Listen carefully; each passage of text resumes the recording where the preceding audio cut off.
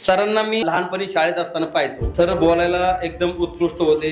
त्यांचं बोलणं इतकं इम्प्रेसिव्ह होतं की सर बोलायला उठले म्हणजे ही गोष्ट सांगतो मी कमीत कमी 20-25-20 वर्षाची तर पक्की सांगतो, 20-25 वर्षाची. आम्ही शाळेत असताना सरांना पाहायचो.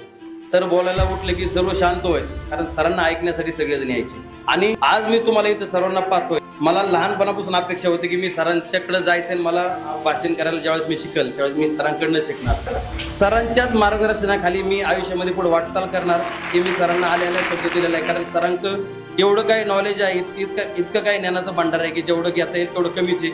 जेवढं मला घेता येईल सर मी माझं 100% देण्याचा निश्चित प्रयत्न करीन.